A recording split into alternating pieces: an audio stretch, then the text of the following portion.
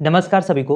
दोस्तों, गाजा को 2 साल के अंदर खंडार में बदल देने के बाद, जहां पे 70% आबादी को रिफ्यूजी में बदल देने के बाद अब दुनिया को होश आ रहा है कि गाजा में शांति स्थापित करना भी जरूरी है। और इसी सिलसिले में एक समिट हो रही है इजिप्ट के अंदर, जिसको को चेयर कर रहे हैं इजिप्ट के राष्ट्रपति अब्देल फतेह अल सीसी और अमेरिका के राष्ट्रपति डोनाल्ड ट्रंप।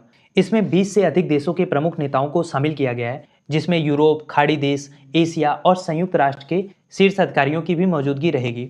लेकिन इस मीटिंग की दिलचस्प बात यह है कि इसमें जो दोनों पक्ष हैं जिनके बारे में मीटिंग या ये समिट हो रही है, यानी इजराइल और हमास, वो इसमें प्रत्यक्ष रूप से मौजूद नहीं रहेंगे।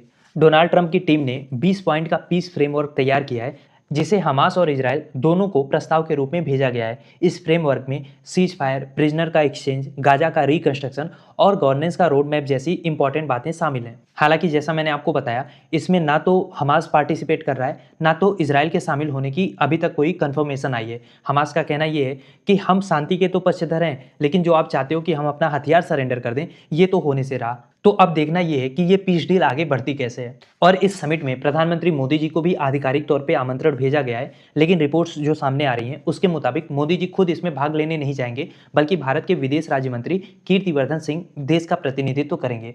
क्योंकि अगर मोदी जी खुद व्यक्तिगत रूप से इस समिट में शरीक होते हैं तो एक मैसेज जा सकता है, खासकर अरब देशों और इजराइल के बीच में, कि हम किसी ब्लॉक का हिस्सा हैं। वो लोग अपने अपने हिसाब से इसका राजनीतिक मतलब निकालेंगे, इसीलिए हमारा डिप्लोमेटिक बैलेंस प्रभावित ना हो, इसीलिए मोदी जी खुद इसमें शामिल नहीं होंगे।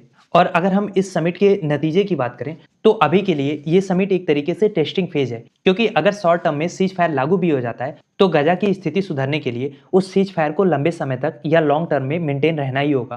तभी जाके गाजा का रीबिल्डिंग या रिकंस्ट्रक्शन प्रोसेस शुरू हो सकता है और गाजा इशू पर एक इंटरनेशनल कंसेंसस तैयार किया जा सकता है। और बहुत सारी चुनौतियों के बीच में उम्मीद की किरण इसलिए नजर आती है क्योंकि हर संघर्ष के बाद एक थकावट आती है, राजनीतिक तौर पे भी और मानवीय तौर पे भी। शायद दुनिया अब गाजा को लेकर उस मोड़ पे खड़ी हो चुकी है जहां सबको एहसास हो रहा है कि अब युद्ध से ज्यादा मायने शांति के हैं, रीबिल्डिंग के हैं और रिकंसिलिएशन के हैं। अब मेरा सवाल आपसे ये है कि आपको क्या लगता है, आपका अपना क्या पर्सपेक्टिव है? क्या आपको लगता है कि ये समिट गाजा में पीस स्थापित कर पाएगी, या आपको लगता है कि इस समिट के बावजूद भी गाजा में शांति स्थापित नहीं होने वाली है?